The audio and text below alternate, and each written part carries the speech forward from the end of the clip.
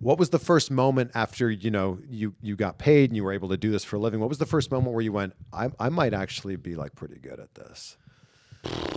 Shit, I don't know. You're like, I'm still waiting for that moment.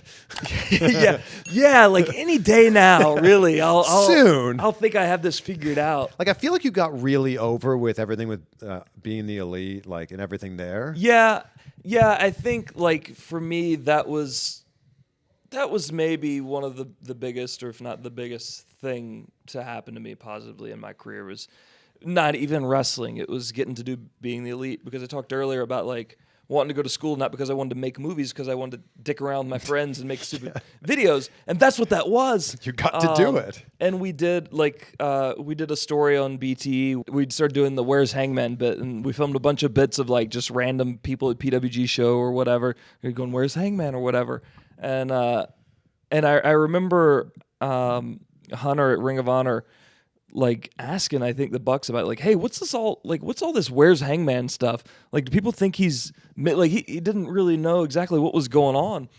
And they, like, filled him in, and they were like, we have to use this on the show, like the pay-per-view we're going to do, because he's supposed to be missing. And I couldn't just be at the pay-per-view if I'm supposed to be missing. Yeah. So he did the whole bit where I, like, came out, my hands duct taped together and stuff by WWE. And and it got a huge reaction.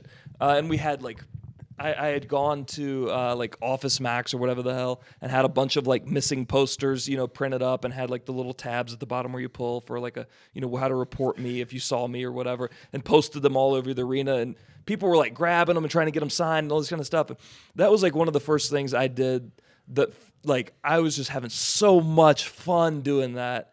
And I thought, like, man, this is it. Like, this is what I want to do.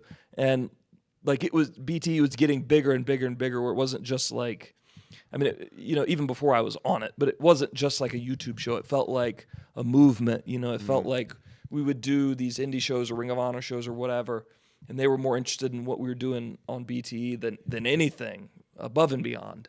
And that's when I kind of felt like we're on to something.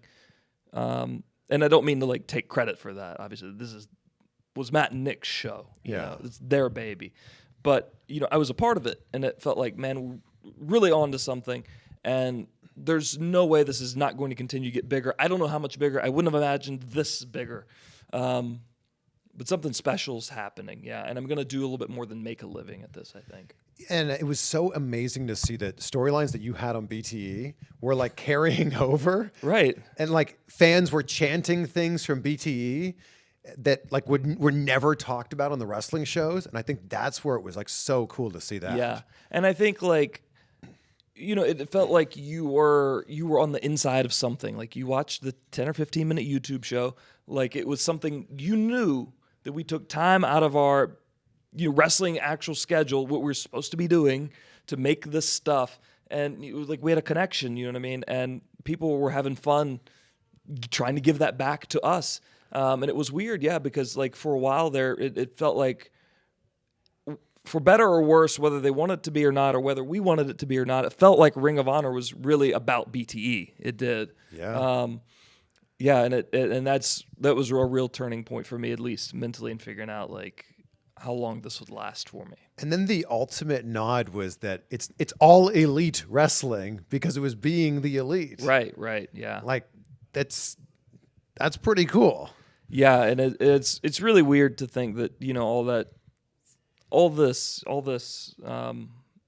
thousands of people every week, it ultimately just comes from a stupid YouTube show. Yeah. That's pretty great. Yeah. Yeah.